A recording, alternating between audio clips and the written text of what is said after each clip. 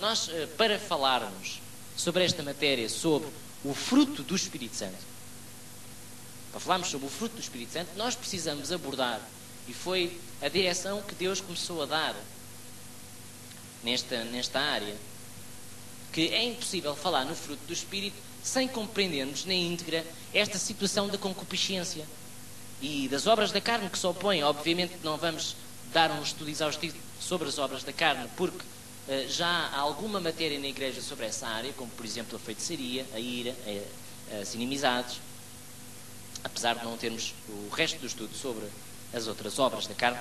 De qualquer forma, quero que os irmãos percebam que precisamos, e a igreja precisa ter a revelação pela Escritura desta área que é a concupiscência, para podermos perceber onde é que se encaixa o fruto e como é que o fruto se pode manifestar, havendo esta área que é o desejo. Mas qual desejo e o quê? E onde se aplica? E pegando nesta passagem bíblica de 1 de João, capítulo 2, versículo 16, diz que tudo o que há no mundo, diz que há no mundo o desejo da carne, que é o desejo de fazer coisas que são contra a natureza de Deus. É o desejo da carne. Coisas contra a natureza de Deus, que são coisas que são contra os valores de Deus.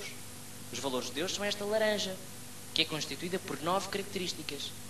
Estas 9 características são a laranja. Mas se eu pegar num gomo, por exemplo, a benignidade, que é um gomo desta laranja, isto não é laranja. Isto é um gomo da laranja. Ou seja, a laranja, ela é um todo. O fruto do Espírito Santo, que Deus quer que você tenha na sua vida, é um todo.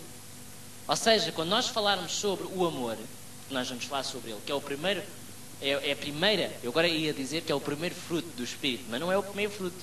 É a primeira característica do fruto do Espírito Santo, o amor, que até está colocado na listagem de Gálatas 5:22, está situado como primeira característica. O amor, se nós formos ler 1 Coríntios 13 e depois nós iremos ler, aborda todas as outras características. Ou seja, eu não posso ter gozo sem amor, porque o amor é um gomo da laranja. A benignidade é um gomo da laranja. Quer dizer, todos eles são parte da laranja, mas não são laranjas, são individuais, são características individuais que fazem parte da natureza de Deus, que é aquela laranja. Os irmãos estão a acompanhar? E ainda que para concupiscência, repara aqui, 1 João, capítulo 2, versículo 16, diz: por tudo o que há no mundo, a concupiscência da carne, o desejo da carne, a concupiscência dos olhos, o desejo dos olhos e a soberba da vida, não é do Pai, mas do mundo.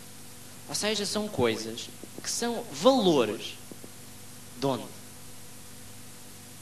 Do mundo. São valores que são do mundo. Ou seja, Deus não pretende que nós possamos ter na nossa vida valores do mundo. O que Deus pretende que nós possamos desenvolver na nossa vida é o seu fruto, que vem através da comunhão que nós temos com a sua palavra. Porquê? Porque a palavra dá luz. A palavra dá entendimento. Diz as Escrituras que a exposição das tuas palavras dá luz, dá entendimento. Diz em Salmos, creio, 119. Então, à medida que nós vamos ter discernimento da palavra de Deus, nós vamos tendo conhecimento, revelação, o que significa que nós, diante das situações do mundo, nós vamos conseguir saber agir através dos valores da palavra e não através dos valores do mundo. Estão a entender, irmãos? Então, aqui 1 João 2,16 diz: por tudo o que há no mundo, a concupiscência da carne, ou seja, a epitomia da carne, o desejo da carne, a concupiscência dos olhos, ou seja, a epitomia dos olhos, ou seja, o desejo dos olhos, e a soberba da vida, não é do Pai, obviamente, mas é do mundo. Ou seja, os não regenerados, as pessoas que não são discípulos de Jesus, não são. Porque, irmãos, isto não é ou por outra, isto é fruto do Espírito. É fruto de quem anda no Espírito. Andar no Espírito, e depois iremos falar sobre isso, mas andar no Espírito é ter comunhão constantemente com os valores da palavra, é fazer parte de nós. Ser cristão é um estilo de vida, é uma escolha de vida. O desejo da carne, o desejo dos olhos.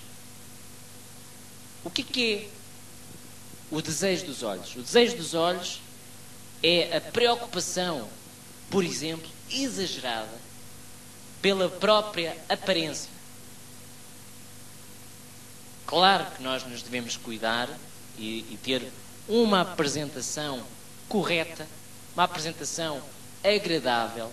Não devemos deixar de nos cuidar. Temos que nos cuidar, devemos nos cuidar por causa da nossa sociedade e por tudo o resto, por nosso bem-estar físico. Mas há um desejo dos olhos que é acima desta preocupação de nos cuidar, que nós nos devemos cuidar, que é uma preocupação exagerada. Ou seja, porquê? Porque por trás desta preocupação está uma palavra que é o exibicionismo. A pessoa quer se exibir.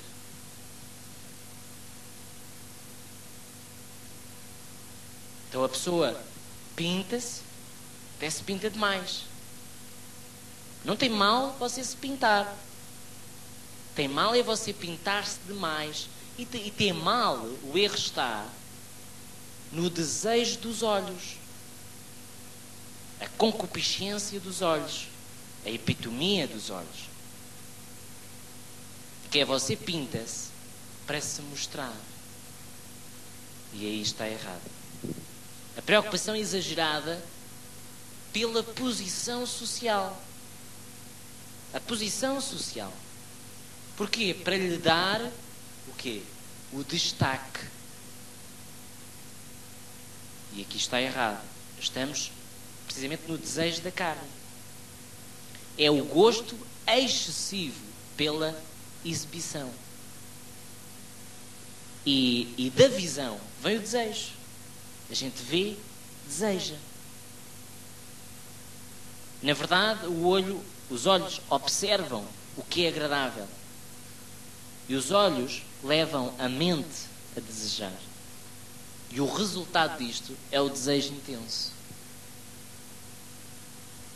Há uma passagem nas Escrituras, em Eclesiastes, capítulo 1, versículo 8, nós não vamos abrir, que diz que os olhos não se fartam de ver. Portanto, os olhos não se vão fartar de ver.